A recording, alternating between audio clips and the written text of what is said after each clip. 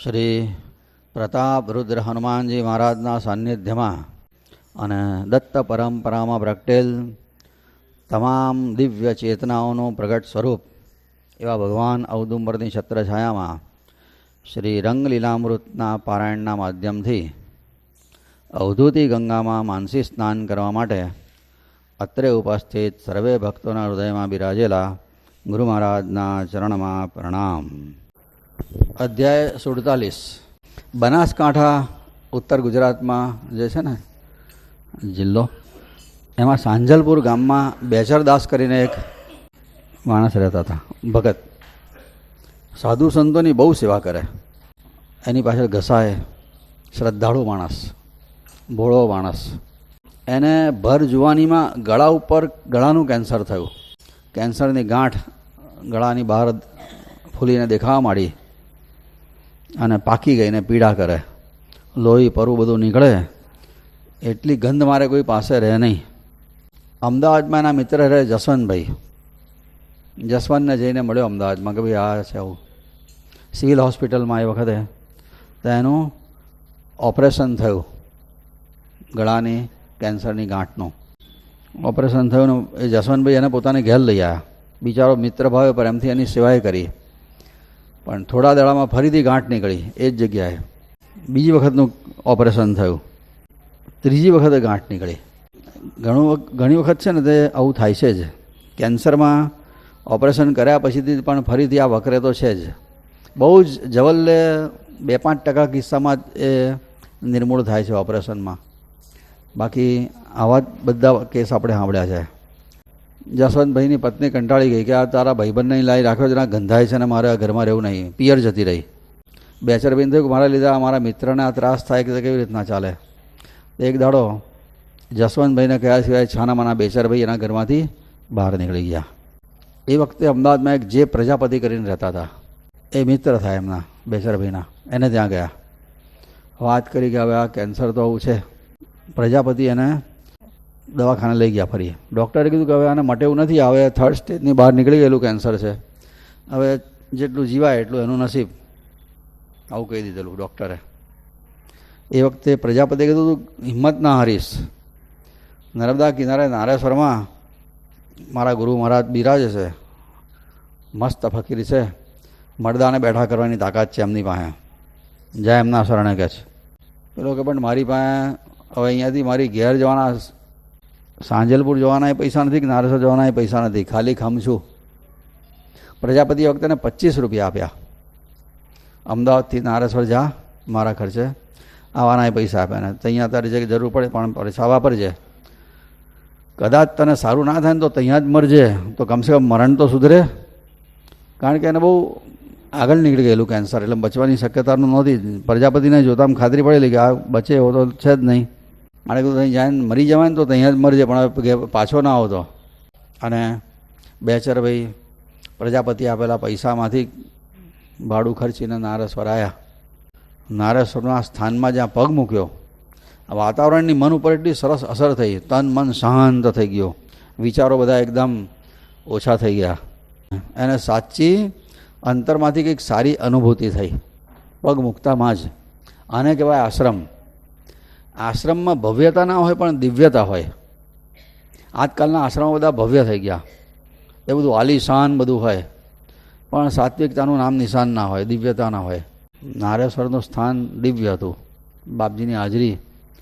દેવદત્ત કાકાએ તો એમને એક ચોપડીમાં લખ્યું છે, અવધૂત એટલે વ્યક્તિ નહીં, અવધૂત એટલે વાતાવરણ. એ બેઠા હોય, કશું ના બોલતા હોય, પણ તમે પગ મૂકો ને તમારા મનના પ્રશ્નોનું સમાધાન થઈ જાય. પગ મૂકતામાં જ અહીંયામાં ટાઢક થઈ જાય. વિચારોના ધોધ ઓછા થઈ જાય. અવધૂત એટલે વાતાવરણ. મોદી કાકાએ મળ્યા બધી વાત કરી કે આવી રીતના છું, કેન્સર તો બહુ સિરિયસ છે હવે લેવલ માટે, તો ઠીક છે નહીં તમે મરવા જ આવ્યો છું કે છે.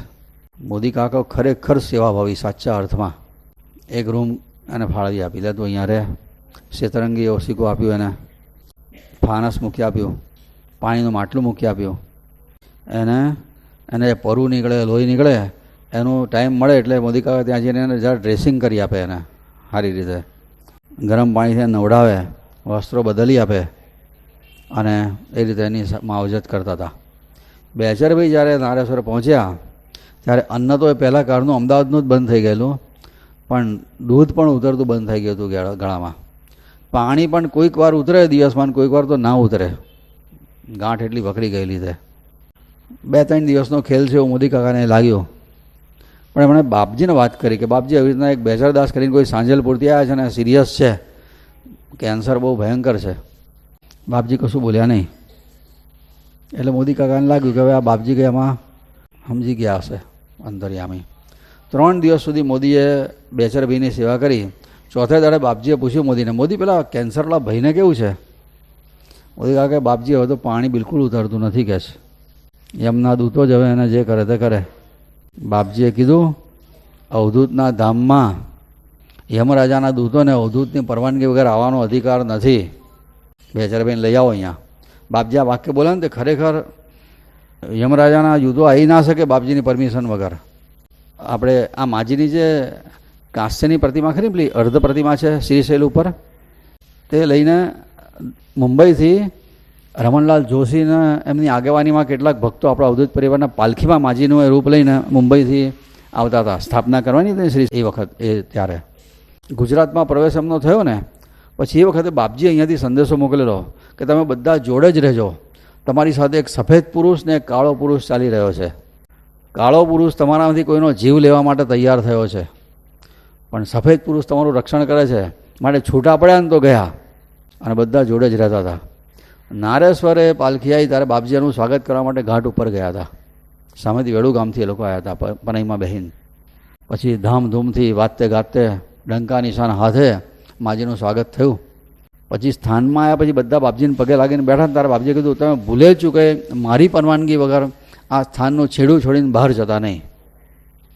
આ સ્થાનનું છેડું છોડીને બહાર જતા નહીં. પેલો કાળ પુરુષ હજુ ભૂખ્યો છે અને કોકને હોદે છે. પણ બાપજીની ધાકે એ કોઈનો જીવ નહોતો લઈ શકતો એ વખતે, અંદર આવવાની હિંમત નહીં.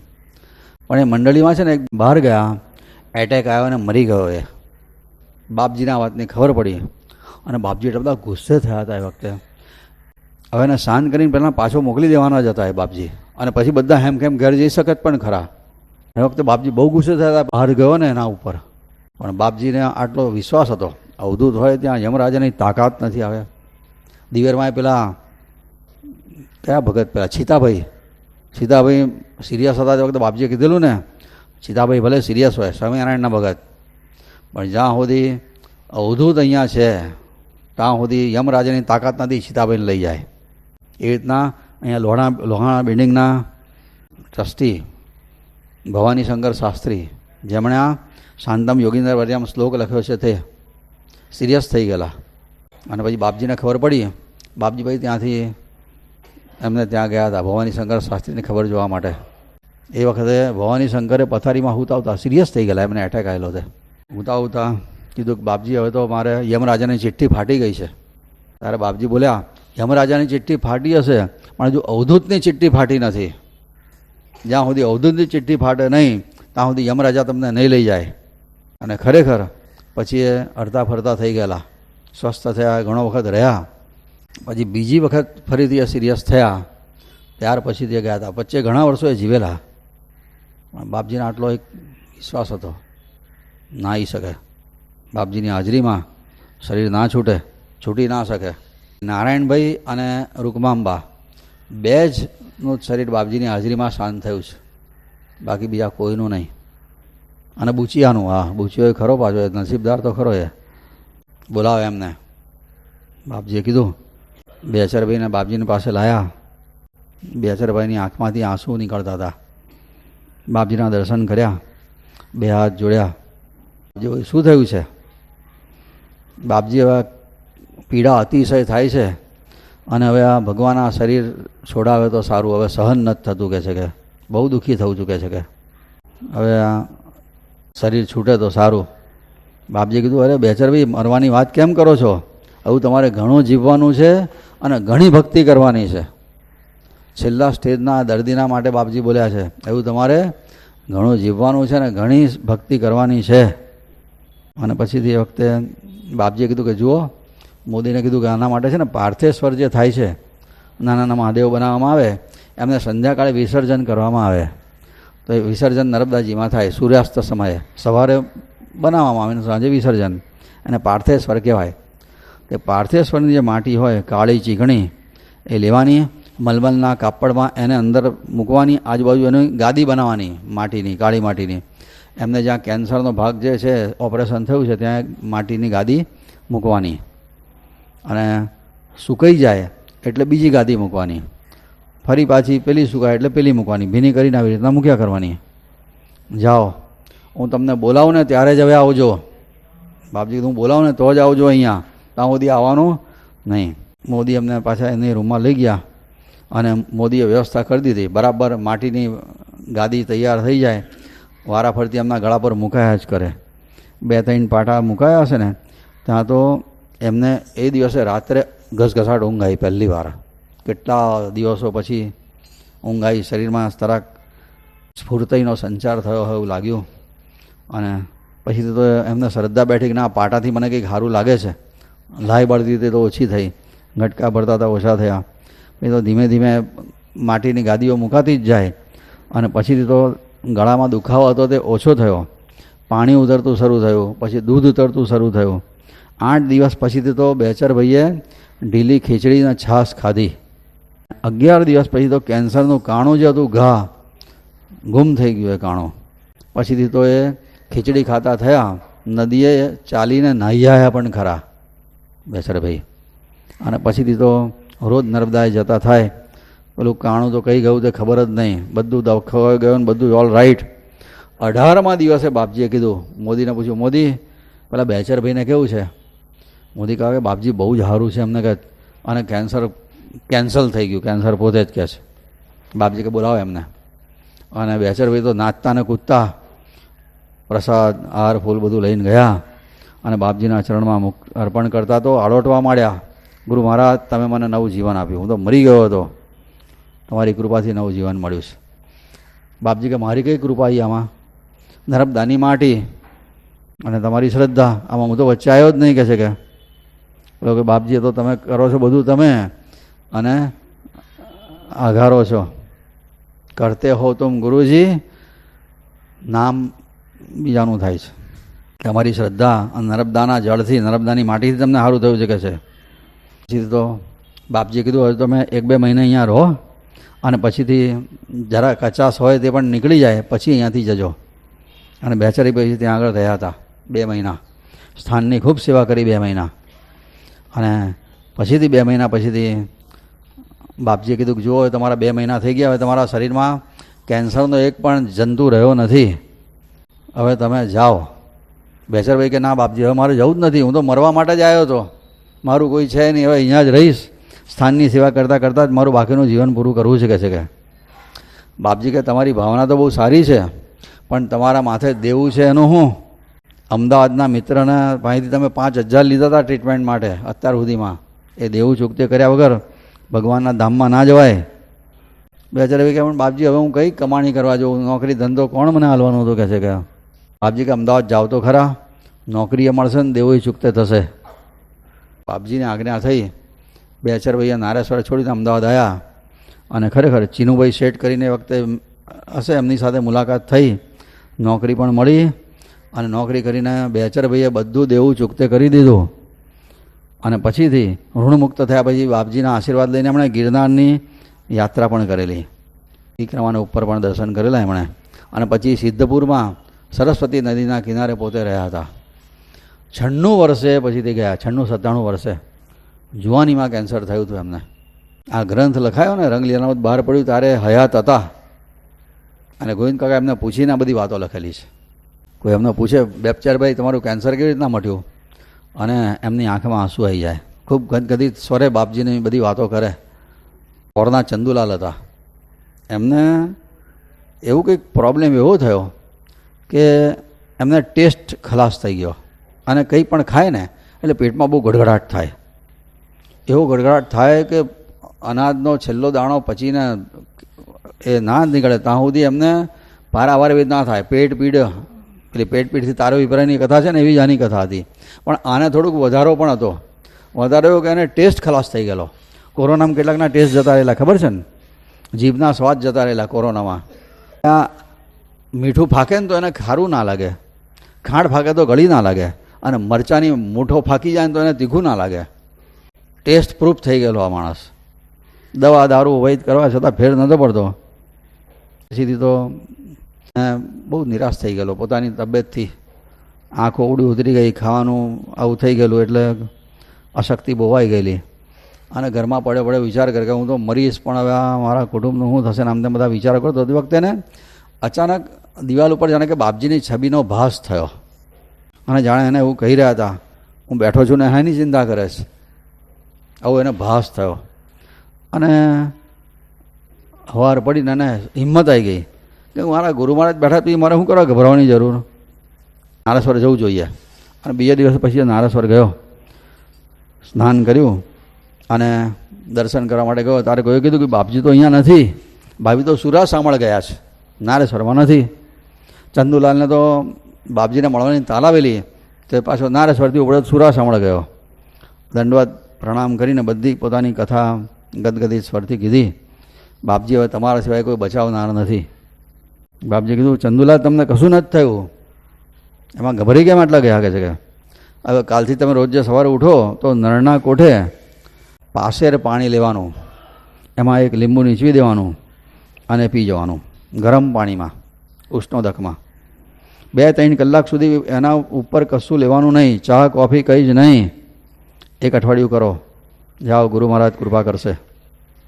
ચંદુલાલે એ પ્રમાણે કર્યું અને ચંદુલાલના ટેસ્ટ પાછા આવી ગયા, રાઈટ થઈ ગયા. આપજી આધ્યાત્મિક ક્ષેત્રના તો વૈદ ખરા, પણ શારીરિક એમને મેડિકલ ફિલ્ડનું બહુ જબરજસ્ત નોલેજ હતું, તલસ્પર્શી જ્ઞાન હતું એમને. ઝીણામાં ઝીણી બાબતો પણ એ બરાબર જાણતા હતા. એટલે પેલું કહે છે ને કે ભવની ભાવટ ભાગવા ઓસડ હરિનું નામ, વૈદ્ય દયાળુ સદગુરુ ચરી સુસંગ કામ. આ ભવની ભાવટ, ભવરોગ સૌથી મોટો રોગ છે, એના પણ બાપજી ગુરુ છે. ભવરોગનાય ગુરુ ખરા અને શારીરિક રોગનાય ગુરુ ખરા, બંને રોગના ગુરુ છે. ઔષધીય માર્ગદર્શન બાપજીએ બહુ જ આપ્યું છે, અરતા ફરતા, બેસતા ઉઠતા, વાતોચીતોના માધ્યમથી, લખાણ દ્વારા, પત્રો દ્વારા બહુ મેડિકલ માર્ગદર્શન આપેલું છે એમણે. પોતે જીવીને પણ કેટલું બધું બતાવ્યું છે. પણ બાપજીને માનનારા પણ બાપજીનું કયું માનતા નથી ને માદા પડતા હોય છે. બાકી એમણે એટલા બધા રોગોની દવાઓ બતાવી છે અરતા ફરતા. આટલા પાના ભરીને લાવ્યો છું એના માટે. આ છે ને આટલી થપ્પીમાં એમણે બતાવેલા ઔષધીય માર્ગદર્શનના છે આ કાગળિયા. હિસ્ટેરિયા ફીટ આવે ને દવા આજે મેડિકલ સાયન્સ પાસે નથી. એઝ ઓન ટુડે બાપજીની દવા બતાવી છે. કેટલા રોગોની દવા છે અહીંયા. હાડકાનું ફ્રેક્ચર થયું હોય, નારિયેળનું પાણીને મધ જોડે લેજો, બહુ જલ્દી સંધાશે. રોગ થાય, લોહીવા જેને કહે છે, એ વખતે જાસૂદના ફૂલને પાણીમાં મસળી દિવસમાં 2 વાર પીવાનું. હાંસી બહુ આવતી હોય, ઉધરસ, ઉટાટિયા સુધી પહોંચી ગઈ હોય તો અરડુસીના રસથી એ મટે છે. બ્રોન્કાઇટિસ થયો હતો જયંતિલાલ આચાર્યને. બ્રોન્કાઇટિસ એટલે શ્વાસનો આ રોગ છે, બ્રોન્કાઇટિસ કહે છે એને. એ વખતે બાપજી અમને એવું કીધેલું, સોનાની વીંટી હોય ને એને બરાબર તપાવવાની, લાલ ચોળ, અને પછી પાણીમાં છમકારવાની, એ પીવી જવાનું. એને કહે સુવર્ણ પ્રાશન. એમનો બ્રોન્કાઇટિસ મટેલો. અને નામ હાથેના રોગો છે હા કે એકના. પણ એ બધું કરવા જઈશું ને તો પછી આના પર જ હાથ પડશે. બાકી બધા બહુ જ ઉપાય છે. ગર્ભ રક્ષા માટેના એમણે ઉપાય બતાવ્યા છે.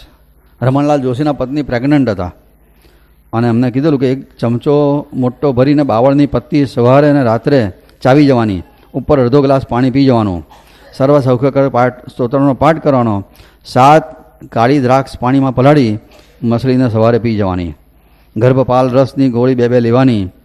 આ પ્રમાણે લેવાથી ડૉક્ટરની દવાની કદાપી જરૂર ના પડે સગર્ભા સ્ત્રીને, આટલું કર્યું હોય તો. અને આસાનીથી પ્રેગ્નન્સી થાય, એટલે ડિલિવરી થાય પ્રેગ્નન્સીની. આ ઉપાય એમણે રમણલાલ જોશીના પત્નીને બતાવેલો અને એ પ્રમાણે મેં કર્યું ને ખરેખર એમને બહુ જ સારી રીતે પુત્ર જન્મ થયો હતો. એક રસોઈયાને કમરમાં ટચકિયો થયો હતો, ટચકિયાનો રોગ થયો હતો, દુખાવો, કમરનો દુખાવો. રમણલાલ જોશીના રસોઈયા હતા એમને. આ રમણલાલને કીધું પગ પાળો છે એને લાત માર કમર ઉપર મટી જશે એને કહે છે. આવું કીધું, તું એને લાત માર કમર ઉપર એને મટી જશે. પગ પાળો, પગ પાળો એટલે ખબર છે કોને કહેવાય? જન્મ વખતે જેના પગ પહેલાં બહાર નીકળે એને પગ પાળો કહેવાય. અને આને ભગવાને એવી શક્તિ આપેલી હોય છે કે આ કમરનો દુખાવો હોય ને ટચેકિયાનો રોગ કહે છે એને. હા કે તો એને આ પગ પાળો લાત મારે ને તો એને રોગ મટી જાય. તો બાપજી આ રમણલાલ જોશીને સ્વપ્નમાં કીધું તું એને લાત માર, તું પગ પાળો છે. રમણલાલ જોશીને ખબર નહોતી કે પગ પાળો છે. હા કે ભાઈ બાપજીએ સ્વપ્નમાં કીધું, પછી એની બાએ કીધું કે હા તારો જન્મ થયો ને તારે પહેલાં તારા પગ નીકળવા લાગે છે. રમણલાલને ખબર નહીં. હા કે બાપજીએ એને કીધું આવી તો, અને લાત મારીને તો એનો રોગ મટી ગયો એ રસોઈયાનો. બીપી માટે બાપજીએ કીધું છે કે લસણની કઢી ઘીમાં સાંતળીને સવારમાં ખાવાની. બાપજી કહેતા લસણ ડુંગળી ના ખવાય, પણ બીપીવાળા માટે એમણે હામેથી કીધેલું છે લસણની કઢી સવારમાં ઘીમાં સાંતળીને ખાવાની. તે સાધક વર્ગના એક ઓફિસર હતા, ઓઝા. છોકરી મંદ બુદ્ધિની હતી. એ કીધું એને દૂધમાં સારાસ્વત ચૂર્ણ એને આપો એને, અને સ્વામી મહારાજ વિરચિત ગણપતિ સ્તોત્રનો પાઠ કરો. એ પ્રમાણે કરવાથી છોકરી પોપટ જેવી થઈ ગઈ, ઇન્ટેલિજન્ટ થઈ ગઈ. દરેક લગભગ પ્રોબ્લેમના સોલ્યુશન બાપજીએ બતાવ્યા છે, અસંખ્ય રોગોના. એકવાર છે ને બાપજીની પાસે મેં આ વાત કરી કદાચ કે ખબર નહીં, પણ એ વાત સાંભળવા જઈએ.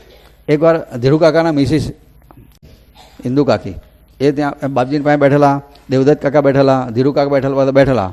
એ વખતે પેલા ઇન્દુ ભાભીએ બાપજીને પૂછ્યું કે બાપજી મારી હાઇટ નથી વધતી, હાઇટ વધારવા માટે શું કરવાનું? કે બાપજી કે તાડાસન કરો અને તલની સાની ખાઓ. એટલે ખબર છે ને આપણા પગના પંજા ઉપર ઊંચા થવાનું ને હાથ જેટલા ખેંચાય એટલા ખેંચવાના, જેટલા ખેંચાય એટલા ખેંચવાના, તો પૂરી તાકાતથી. એને તાડાસન કહેવાય. તાડાસન કરો અને તલની સાની ખાઓ. અહીં એક જણ બેઠેલો ને તે તલની સાની એટલે ખબર, તલમાંથી તેલ કાઢે ને પછી અધકચરું રહે ને એને તલની સાની કહેવાય. ખચ્ચર્યું. હા. તો એક જણ ડાયો બેઠેલો, એ પાછો કે ઇન્દુબેન તમને આ બહુ ભાવે નહીં તો એમાં ખાંડ નાખીને ખાજો. બાપજી કહે ખાંડનું નામ નહીં બોલવાનું, ખાંડ કદાપી ખાવાની નહીં. ના ભાવે તો ગોળ નાખો, ખાંડ નહીં. બાપજીને ખાંડ પ્રત્યે બહુ તિરસ્કાર હતો, કારણ કે ખાંડ અને ગોળ સાકરમાં તો આસમાન જમીનનો ફેર છે. સ્વાદ એક હરખો છે, પણ ખાંડ એટલે એસિડિટી કરે, એ ગરમ.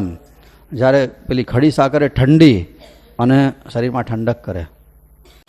ગોળ તો એનાથી શ્રેષ્ઠ. બાપજીએ તો ગોળના પાણી પર પરિક્રમા કરી, બહુ જ એનર્જેટિક છે.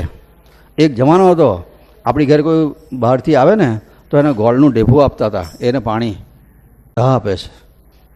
સુધરી ગયા એટલે પછીથી કેવો હોય ને એટલે એનો થાક ઉતરી જાય એમ, એની પાછળનો ભાવ એવો. ગોળમાં બહુ શક્તિ છે, પણ પેલો દેશી ગોળ, હા કે પેલો સફેદ નહીં, એ કેમિકલવાળો ગોળ આવે છે, એ ખાવાનો જ નહીં. હે નેચરલ ગોળ આટલું દુકર છે.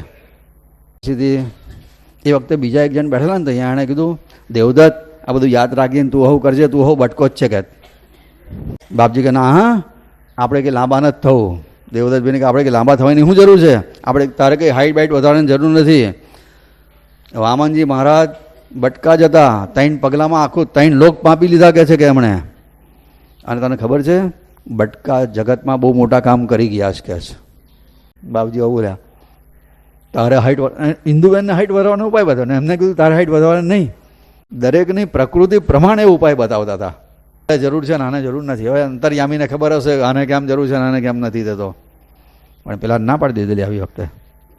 રમણલાલ જોશીને પથરી થયેલી કિડનીમાં અને બહુ દુખાવો થતો હતો, અને બાપજીએ ઉપાય બતાવ્યો ભીંડાનો સૂપ પીવાનો સવારમાં. ક્ષાર પરપટી શું હશે, મળતી હશે કોઈ સારી યાંતિ, એ લેવાની. અને 2 આસન કરવાને કીધું, આ આસન કરવાના. એ પ્રમાણે કર્યું, એમની પથરીના ટુકડા થઈને બહાર નીકળી ગઈ. ઓપરેશન નહોતું કરવું પડ્યું રમણલાલ જોશીને. આસન કયા તે આમાં લખ્યું નથી એ ચોપડીમાં, કારણ કે આસન કરીને બતાવેલા બાપજીએ આ પ્રમાણે કરજો.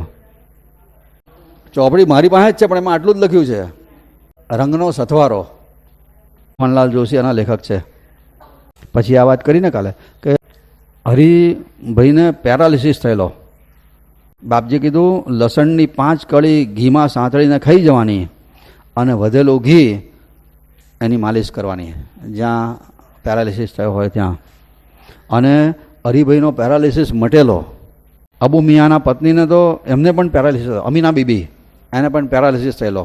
આ મિયાની પત્નીને, અબુ મિયાની પત્ની અમીના બીબીને, તો એને તો એવો પેરાલિસિસ થયેલો, બચારી હાલતી પથારી વસ હતી, એને ગાડામાં હુવાડીને લાવેલા હતા અહીંયા નારેશ્વરમાં. એ વખતે બાપજી ગુફામાં ને એમને મૌન.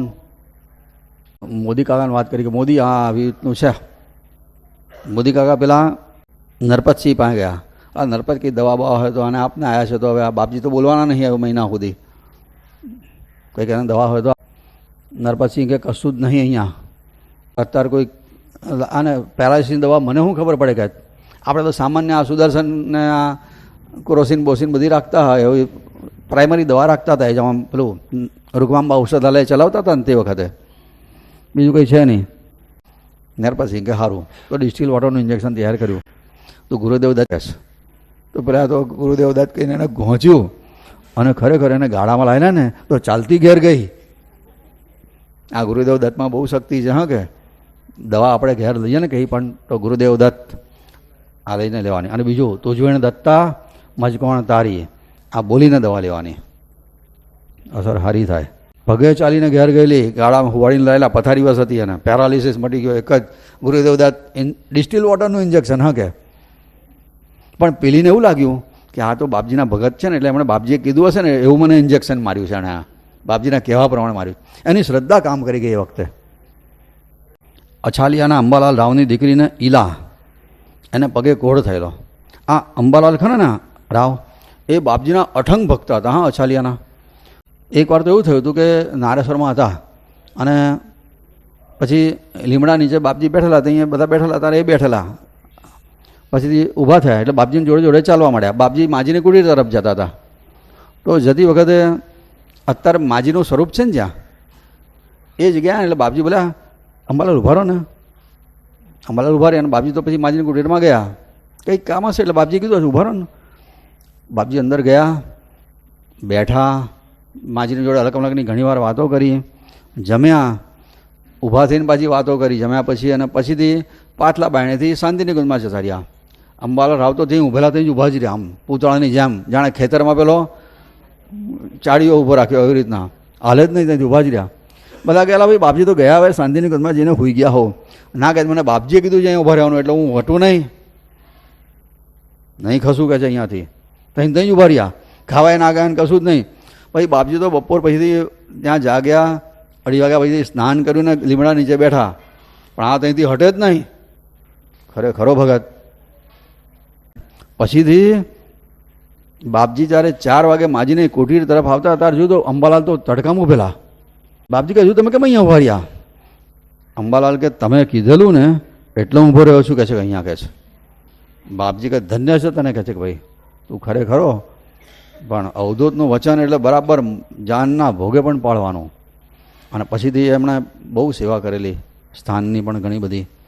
અને પછીથી જ્યારે એમનું અછાલિયામાં અવસાન થયું ત્યારે બાપજી વખતે ત્યાં નારેશ્વરમાં હતા. રોજ તો બાપજી 2:30 વાગે સ્નાન કરે, પણ એ વખતે અછાલિયામાં અંબાલાલનું શરીર છૂટેલું 1:30 વાગે.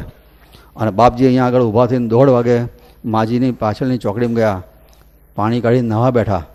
માજીએ પૂછ્યું અત્યારે કેમ નવા આવ્યો વહેલો? બાપજીને પૂછ્યું. 2:30 વાગે નહીં ને બાપજી તો 1:30 વાગે કેમ નવા બેઠો? ત્યારે બાપજી બોલ્યા રાવ ગયા એટલે મારે નાહવું પડે ને, મને હું શોક લાગવું પડે. બાપજી વખતે નાહ્યા હતા. એમની દીકરી ઈલા, એને પગે કોઢ થયો હતો. બાપજીએ કીધું કરોળિયાનું સફેદ જાડું એ ગોળમાં ભેગું કરવાનું અને એની ગોળી બનાવવાની, એ ગોળી એને પીવડાવવાની, ગળાવવાની, અને ઔદુમરના ક્યારાની માટી એને કોડ ઉપર લગાડવાની. આ પ્રમાણે કર્યું તો ઈલાનો કોડ સંપૂર્ણપણે મટેલો. અને બીજું વસ્ત્ર પહેરીએ, એક લોટામાંથી પાણી બીજા લોટામાં રેડીએ, કે ઘરના એક ઓરડામાંથી બીજા ઓરડામાં જઈએ, એ જેટલું સહજ ને સ્વાભાવિક છે એટલું સહજ અને સ્વાભાવિક રીતે ચૈતન્ય આ શરીર છોડીને બીજા શરીરમાં જાય છે. એમાં દુઃખ કરવા જેવું કંઈ છે જ નહીં. પણ આ આવન જાવનના આ ખેલમાં ક્યાં સુધી આપણે અથડાયા કરવાનો? માટે જાગૃત ભગતનું એ લક્ષણ છે, જાગૃત જીવનું, કે એક વખત આપણે આ અધ્યાય 48ની વાત ચાલે છે. હા કે પણ એને અનુસંધાનની છે, પૂરક વાતો છે. તે રાવની દીકરીને ઈલાનો કોડ મટાડેલો. એવી રીતના રાવનો એક દીકરો હતો નરેન્દ્ર, એને આખા શરીરે કોવારો થયેલો. બાપજીએ દિવેલનું મોણ નાખીને ભાખરી બનાવવાનું કીધું અને આ ભાખરી ખવડાવો. થોડા દાડા ખાધું તો એને સારું થઈ ગયેલું. બીજા એક ભગતને પગે ખરજવું થયેલું, આખા પગ ઉપર ખરજવું દેખાય. મુંબઈ સુધી એણે ઉપચાર કરી આવેલો, એલોપેથિક ને હોમિયોપેથિક ને આયુર્વેદિક બધું. પછી હારી થાકીને કોકના કહેવાથી નારાયણ સ્વરાયણ બાપજીને કહ્યું, બાપજી આ તો જુઓ પગ તો ભયંકર ખરજવું. બાપજી કે હું કહું તારથી થશે? એટલે કે કરીશ. એક કામ કર, કાથી લે, હારી કરીને ઘસી નાખ અને એની પર લીંબુ નીચવ બરાબર, જ્યાં મટી જશે. અને આ બરાબર બાકી ખરું થયું ને તો અડકાય હોવું નહીં. હા કે પણ આને તો બાપજીના વચનો એવો વિશ્વાસ, બહાર જઈને કશેથી કાથી હોદી લાવ્યો અને 2-4 લીંબુ લઈ આવેલો અને કાથી એવી એને હારી કરીને જાણે પેલા બહેનો લીલ કાઢે ને પેલી ટાઇલ્સ સાફ કરીને બરાબર ઘસી નાખ્યું તો અહીંયા અને લીંબુ સારું કરી નીચ્યું. ભયંકર વેદના થાય. પણ જે એનું કેટલા વર્ષોથી ખરજવું નહોતું મળતું, ખાલી 10 મિનિટમાં ઓલરાઇટ થઈ ગયો. 10 જ મિનિટ, વધારેની આ બનેલી ઘટના છે. હા, એ ભગતનું ખરજવું 10 વર્ષનું હતું જૂનું, 10 વર્ષ જૂનું. 10 વર્ષ એ માણસે પૈસાનું પાણી કરેલું અને આ 10 મિનિટમાં મટી ગયું એને. એક નલિન ભટ્ટ કરીને કોઈક હતા, એની બાને 3rd સ્ટેજનું બ્રેઇન ટ્યુમર હતું, તીવ્ર મસ્તક શૂળ. પ્રેમજી દરજીનું બ્રેઇન ટ્યુમર તો નર્મદામાં સ્નાન કરીને મટાડેલું, પણ આને બાપજીએ બીજો ઉપાય બતાવેલો. એને કીધું આપણે ઓપરેશન કશું કરાવવાનું નહીં, કાંટાળું માયું હોય ને, કાંટાળું માયું એને ઘસી અને માથા પર લગાડો. દત્ત બાવનીના રોજ 13 પાઠ કરો, ગુરુવારે 52 પાઠ કરો. એ પ્રમાણે કર્યું અને નલિન ભટ્ટના બાનું બ્રેઇન ટ્યુમર મટ્યું. 3rd સ્ટેજનું હતું. હા, જે કદાપી આજે પણ મટતું નથી, તે મટી ગયું. અને પછી એની બા બીજા 37 વર્ષ વધારે જીવી.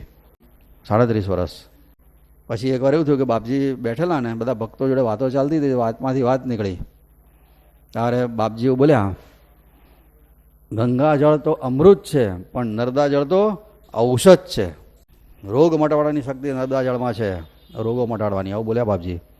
એ વખતે જ્યાં બેઠેલા ને ભક્તો, એમાં એક ભગતના દીકરાને દાહનો રોગ હતો.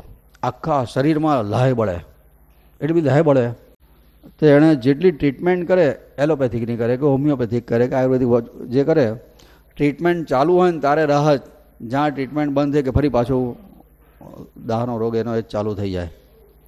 છોકરો હતો અને આ હેરાન થાય તો હજુ તો આખી જિંદગી કાઢવાની. પણ એમ થયું કે આ બાપજી બોલ્યા છે ને કે ગંગા જળ તો અમૃત છે પણ નર્મદા જળ તો ઔષધ છે, લાયનો અખતરો તો કરું. પૈસાવાળો માણસ, તો એણે વ્યવસ્થા એવી કરી કે નર્મદાજીથી કારબા ભરીને નર્મદા જળ એની ઘેર જાય, એના વડે જ પેલાને સ્નાન થાય, એના વડે જ પેલાની ચા બને, એના વડે જ એનું ફરાળ બને, એના જ વડે એનું રસોઈ બને બધી. નર્મદા જળ સિવાય બીજું કશું એના માટે પાણી વાપરવાનું જ નહીં, સ્નાન પણ એનું એનાથી જ. અને એ પ્રમાણે કર્યું તો 6 મહિનામાં એ છોકરાનો રોગ નિર્મૂળ થયો હતો. 6 મહિનામાં બિલકુલ મૂળમાંથી મટી ગયો હતો. પછી ઈશ્વરભાઈ પટેલ કરીને એક હતા, એમને મણકાનો રોગ થયો. ડૉક્ટરે કીધું આ મણકાની ગાદીઓ બધી ઘસાઈ ગઈ છે ને પ્રોબ્લેમ આમ છે તેમ છે, જાજુ અમુક નંબરની ઘસાઈ ગઈ ને અમુક નંબરની ગેપ પડી ગઈ ને આવું બધું થઈ ગયું છે. અને તો ભયંકર કમર દર્દ થાય. એક્સરે અને અમારે એને બધું જાતનું બધું બચારે કરાયેલું, દવા દારૂ એટલા કરેલા એ માણસે, કંટાળી ગયો હતો એ ખરેખર. પછીથી નારેશ્વર આવ્યો, છેલ્લા ભાગ્યાના ભેરું. બાપજીને બધી વાતો કરી. બાપજીએ કીધું આજકાલના લોકો કશું સાંભળતા જ નથી ને દવાઓ ખાધે રાખે છે, બાકી નર્મદામાં ડૂબકી મારે તો બધું મટે. ઈશ્વરભાઈ તો ઊભા થઈને સીધા નર્મદાએ જ ગયા પણ ડૂબકીઓ મારી આવ્યા, થોડી રાહત થઈ. પછી ત્યાં રહ્યા 5-7 દાડા નહ્યા ને કમર દર્દ સંપૂર્ણપણે મટી ગયું હતું. ડભોઈના કમળાબેનને ટીબી થયેલો, એમને આવું બહુ કશું ત્યાં મટ્યું. ત્યારે બાપજી પાસે આવ્યા. બાપજીએ કીધું ટીબીમાં દવા કરતાં હવા વધારે અસર કરે છે, તમે નર્મદા કિનારે રહો. પછી ગરુડેશ્વર જઈને રહ્યા, ઓલરાઇટ થઈ ગયું એમને. આ છેલ્લી એક વાત કરી દઈએ. નારેશ્વરમાં એ વખતે છે ને બાજુના ગામમાંથી અડકાયું કૂતરું આવ્યું હતું, અડકાયું હતું. અને કૂતરું કાઢે બધાને કાઢતું હતું. 14 ઇન્જેક્શન એ જમા આમ લેવા પડતા હતા એ વખતની આ વાત. થયું એવું કે એ વખતે નારેશ્વરમાં ઘણા ભક્તો આવે ને રાત્રે રહેતા પણ થયા હતા, એ પછીની આ વાત છે. ત્યાં કોઈક ભગતને કાઢ્યું, 2-4 ભગતોને વારાફરતી કાઢ્યું. આવું 2-3 રાત સુધી બન્યું. એટલે પછીથી મોદી કાકાએ બાપજીને કીધું, જો બાપજી હવે તમે ગુફામાં હોવાનું રાખો, આ અહીંયા કૂતરું આવ્યું છે ને રાત્રે આવે છે ને ગમે તેને કઈડી જાય છે કે બાપજીએ કીધું, એ કૂતરું અહીંયા આવે મારા ભગતને કઈડી ગયું હોય અને હું ગુફામાં જઈને હું તો કેવી રીતના ચાલે? મારા ભક્તો બધા બહાર હુએ છે, એને કૂતરું કઈડ્યું હોય ને હું અંદર હુઈ જાઉં તો કેવી રીતના ચાલે? હું પણ બહાર જ હુઈશ. અને બાપજી બહાર હુતા અને રાત્રે કૂતરું એમને પણ કઈડ્યું અને એમના પગના તળિયે લાલ લાલ આટલા ઘા દેખાતા હતા, કઈડ્યું ને તે વખતનું. પછીથી થયું હતું કે એ અરસામાં આ બરાબર વાત સાંભળવા જેવી છે. આ વાત બહુ જ મુશ્કેલીથી આ વાતનો તાળો મળેલો છે. સુરત જિલ્લામાં ઘોડાસર ગામમાં આસ્તિક ઋષિનું મંદિર છે, આજે પણ છે. સુરતવાળાને ખબર હશે. ઘોડાસરમાં અડકાયું કૂતરું કોઈને કઈડે ને તો ત્યાંની બાધા રાખવામાં આવે છે આજે પણ. જીર્ણ હાલતમાં હતું.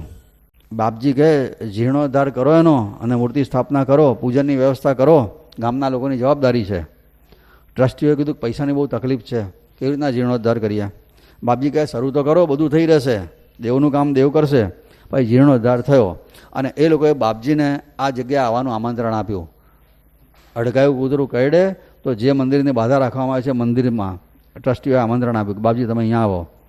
એ જમાનામાં બાપજી એવું કીધું જીર્ણોદ્ધાર થયો ત્યારે કે અત્યારે માજીની તબિયત સારી નથી એટલે નહીં અવાય. અને પછી આ વખતે એ અરસામાં પછી બાપજીના કૂતરું કઈડ્યું અને પેલા લોકોએ ફરીથી આમંત્રણ મોકલ્યું કે બાપજી તમે પધારો ને. અને બાપજીને ત્યાં જવાનું થયું. ઘોડાસર ગામ આ મંદિરે એમનો મુકામ થયો હતો. આસ્તિક ઋષિનું મંદિર છે ત્યાં આગળ. બાપજી કીધેલું કે હું આવું છું. પછી બાપજી ત્યાં ગયા ત્યારે કીધેલું કે ભગવાને મને ઘોડાસર બોલાવવા માટે જ કૂતરું કઈડાયું છે. કૂતરું કઈડ્યું એટલે હું અહીંયા આવ્યો છું કહે છે કે. અને પછી બાપજી ઇન્જેક્શન તો લે જ નહીં. પછી એ વખતે એમણે ખોરાક બિલકુલ બંધ કરી દીધેલો કૂતરું કઈડ્યું ને ત્યાર પછી. અને ફક્ત જાંબુના રસ ઉપર જાંબુ ઉપર જ રહ્યા હતા એ. અને એમને કશું જ ના થયું, પછીથી રહેવા માંડ્યું. ઘોડાસર ગયા પછી બાપજીએ કીધેલું હું જાંબુનો રસ જ લઈશ, બીજું કશું લેવાનો નથી. તે બધા ભક્તોએ જાંબુના ટોપલા ભરીને લઈ આવેલા. આખો દડી રસ કાઢ્યા જ કરે ભક્તો જે સેવા કરવી હોય તે. અને બાપજી એ રસ પીએ. રમણલાલ જોશી એ વખતે હતા. 15 મણ જાંબુ એ વખતે બાપજી માટે વાપર્યા છે લોકોએ. 15 મણ. આ બાપજીના ઔષધીય માર્ગદર્શન વિશે તો છે ને સ્પેશિયલ એક કાર્યક્રમ કરવો પડે એવું લાગે છે. એવું તો આ છેલ્લા 3-4 પાનની જ વાત થઈ છે. આપણા બાપજી શારીરિક રોગના તો વૈદ હતા જ, પણ એમણે ભવરોગના પણ વૈદ છે. અને એમણે રોગ ના થાય પ્રિવેન્શન માટેના પણ ઘણા બધા ઉપાય બતાવ્યા છે. થયા પછીથી તો ઉપાય બતાવ્યા જ છે, પણ થાય જ નહીં, તબિયત બગડે જ નહીં, એના માટેના જે ઉપાય બતાવે છે ટૂંકમાં તમને ફટાફટ કહી દઉં. બહેનો ખાસ ધ્યાન રાખે તો એનો અમલ કરી શકશે. ભાઈઓના હાથની વાત નથી આ. બાપજીના બરાબર કાન ખોલીને સાંભળજો. હા, ખરેખર તો બાપજીને માનવાનું ને બાપજીનું પણ માનવાનું, એને બાપજીના ભગત કહેવાય. બાપજીને માનનારા બહુ છે, પણ બાપજીનું માનનારા બહુ ઓછા હોય છે. એમણે આચરણ દ્વારા જે કીધું છે તેની વાત. પહેલું, ઘરમાં મીઠું બિલકુલ બંધ, સિંધવનો જ ઉપયોગ કરો, પહેલી વાત આ. પછી ગોળ અને સાકર એ જ વાપરો, ખાંડ બિલકુલ ઘરમાં જોઈએ નહીં. ખડી સાકર અને ગોળનો જ ઉપયોગ કરો. ગોળનો પ્રયોગ કરતાં પહેલાં તો બાપજીએ છે ને તે મોદી કાકાને પૂછેલું કે મોદી આ ગોળના પાણી ઉપર લાંબો ટાઈમ રહીએ તો કે નુકસાન થાય? એ વખતે એમણે નિષ્ણાત વૈદ્યોની સલાહ લીધેલી મોદી કાકાએ અમદાવાદના. અને અંબાલાલ વ્યાસને પણ એમણે પૂછેલું. અને પછી બાપજીએ એ લોકોએ જ્યારે ગ્રીન સિગ્નલ આપ્યું કે ના આનાથી કોઈ તકલીફ નથી, ત્યાર પછી બાપજીએ તુવેરના દાળના બદલે મગની દાળ ખાઓ. તુવેરની દાળ કદાપી ઉપયોગ કરવો નહીં, મગની દાળનો ઉપયોગ કરવો. શક્ય હોય ત્યાં સુધી ઠંડા પાણીએ નાહવું.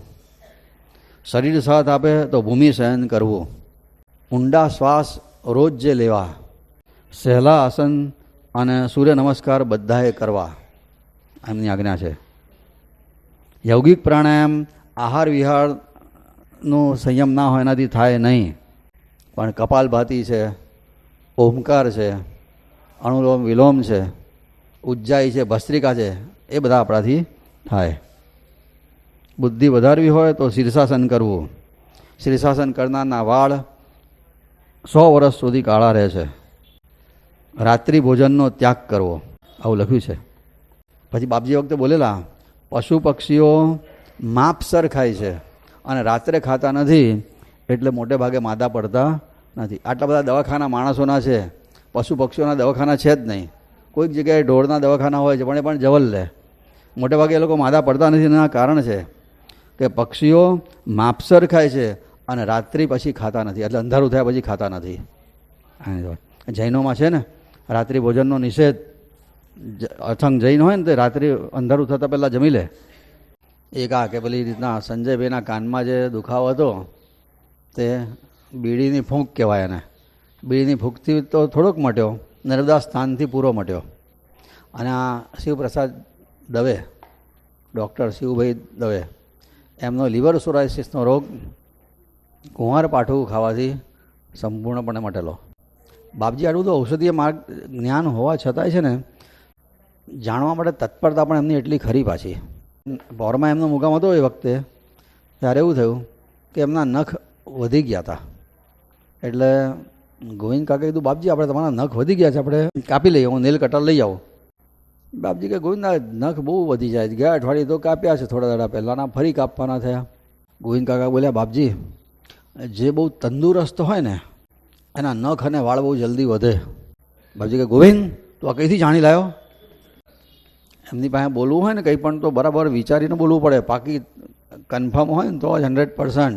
એટલે ગોવિંદ કાકા કીધું, બાપજી આ છે ને વૈદ્ય કલ્પતરુ નામનું એક મેગેઝિન નડિયાદથી બહાર પડતું હતું, એમાં મેં આ વાત વાંચેલી છે કે જેની અંદરની તંદુરસ્તી, અંદરની સિસ્ટમ બરાબર પરફેક્ટ કામ કરે ને એના નખ અને વાળ જલ્દી વધે. નખ અને વાળ એટલે શરીરનો અશુદ્ધિ છે, મળ છે, એનો નિકાલ સારી રીતે થાય, એનો મતલબ કે અંદરની સિસ્ટમ બરાબર ચાલે છે. બાપજી કીધું, ગોવિંદ તું એક કામ કર, નાના થોડાક અંકો લાવી આપ ને, હું અહીંયા બેઠો બેઠો વાંચું તો વખતે કોઈકને તકલીફ હોય ને હું કંઈક કહું તો બિચારાનું કામ થાય. જો આટલું નોલેજ છે છતાંય હજુ વધારે તત્પરતા, અને કેમ કોઈનું બિચારાનું કંઈક ભલું થાય. ગોવિંદ કાકા કીધું, બાપજી પણ એ મેગેઝિન તો બંધ થઈ ગઈ, ઘણો વખત થયો, હવે તો મેગેઝિન બહાર પડતું જ નથી. એ વાતને ઘણો વખત થઈ ગયો, તો પહેલાં બહાર પડતું હતું નડિયાદથી, એમાં મેં વાંચેલું. બાપજી કે સારું તારે, આવું કહીને બેઠા. પછી ગોવિંદ કાકાને થયું એમ, કદાચ હું એ બાજુ નડિયાદ બાજુ જવાનું થાય વડોદરા તો તેની લાઇબ્રેરીમાં તપાસ કરીશ, મળતા હશે તો જોઈશું. પણ બંધ થઈ તો ઘણો વખત થયો, મળવા મુશ્કેલ છે. આટલી વાત થઈ. થોડી વાર થઈ ને તો ઢાઢર નદીના ભાટામાંથી જ કોઈક આવતું હતું, ઘાટ પેલો પગથ ઢાળ હતો તે ચડતું હતું કોઈ, અને આ કુટીર તરફ આવે. એટલે ગોવિંદ કાકા થયું આ કોઈ હશે અવધૂત પરિવારના, તે આવે છે. જોયું ને તો જગજીવન માસ્તર આવ્યા અને ટોપી કાઢી ટીપોઈ પર મૂકી. ગુરુદેવ દત્ત બગલમાં એક બંડલ હતું એ મૂક્યું ટીપોઈ પર. લો બાપજી. બાપજી કે શું છે? બાપજી કે આ વૈદ્ય કલ્પતરુના મેગેઝિનના અંકો જ કહે છે. ઉતારી નહીં ઓલા ગોવિંદ કાકા વિચાર કરે, હમણાં થોડી વાર પહેલાં બોલ્યા મારે વાંચવા છે ને એકલામાં આવી ગયા. એમણે પૂછ્યું, માસ્તર તમે કઈથી લઈ આવ્યા? કંઈક કાલનું વડોદરા જતો, પછી અહીંથી મને ખબર પડી કે બાપજી અહીંયા છે, તો થયું કે અહીં થઈને જવું. પણ પછીથી એવું થયું કે મને તો કે ત્યાં જઉં છું તો એમાં એ પહેલાં બાપજી એવું પૂછેલું ખરું કે ગોવિંદ માસ્તર આવ્યા? માસ્તર એટલે જગજીવન માસ્તર. એ રોજ બાપજી પોરમાં હોય ને ત્યારે નારેશ્વરથી પોર આવે, માજીના સમાચાર બાપજીને આપે અને બાપજીના સમાચાર માજીને આપે, આવું કામ કરે. એટલે બાપજીએ પૂછ્યું, ગોવિંદ માસ્તર આવ્યા? ગોવિંદ કે ના બાપજી હજુ તો એ તો 11 વાગે આવે, ગાડી 10 વાગ્યા પછી આવશે, પછીથી એમાં આવશે, એટલે 11 તો એમને વાગશે આવતા. એટલામાં તો 8:30 આવ્યા. બાપજી તમે અત્યારે કઈથી આવી ગયા? કારણ કે કાલનો વડોદરા જતો ને એટલે અત્યારે આવી ગયો. બાપજી બોલે માસ્તર આવ્યા અને માસ્તર આવી હો ગયા.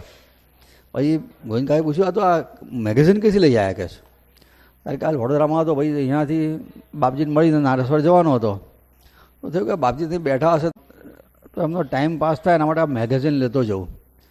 એ કબાટમાં જોયું ને તો થોડા મેગેઝિનના અંકો પડેલા, તો થયું કે લઈને જવું, અને એટલે લઈ આવ્યો કહે છે. બાપજીને એટલી ચિત્ત શુદ્ધિ હતી એમને કે જે એમના વિચાર આવે ને એ પ્રમાણે બધા સંજોગો ગોઠવાઈ જાય. એમને વિચાર આવવાનો હશે કલ્પતરુનો, એ ભગવાનને પહેલેથી ખબર. જગજીવન માસ્તર તો કારના નીકળ્યા છે વડોદરાથી, પણ એ વખતની બધી ગોઠવણ કરી નાખેલી ભગવાને. એમને કીધું તમે આ પ્રેરણા આપી કે તમે આ લઈને જ જાઓ. બંધ થઈ ગયેલા મેગેઝિનના અંકો પણ બાપજીને જરૂર પડીને ઇન્સ્ટન્ટલી હાથમાં મળી ગયા. આ ચિત્તશુદ્ધિની પરાકાષ્ઠા છે. અને આવી ચિત્તશુદ્ધિ શ્વાસે શ્વાસે હરિનામનું સ્મરણ કરવાથી જ થાય. હરિનામનું સ્મરણ થાય તો ચિત્તશુદ્ધિ થાય. ચિત્તશુદ્ધિ થાય પછી જે વિચાર આવે તે, જે ઈચ્છા હોય તો પૂરી થાય. ઈચ્છા શક્તિ બહુ પ્રબળ થઈ જાય, જે ઈચ્છા હોય તો પૂરી થાય. પણ પછી એવો જાદુ થાય, ઈચ્છા શક્તિ પ્રબળ થાય ત્યારે ઈચ્છાઓ થતી ખલાસ થઈ જાય. અને પછી દોહરો બાપજીએ લખ્યો છે, 2 ભાગ અન્ને ભરે, ત્રીજો જળથી તેમ, ચોથો ખાલી પેટનો રાખે સાધક તેમ. આ પ્રમાણે ખાય એ માદા પડે નહીં. મિત ખાવું પીવું ને મિત સૂવું રે, સૂર સાધીને હરિનામ દેવું રે.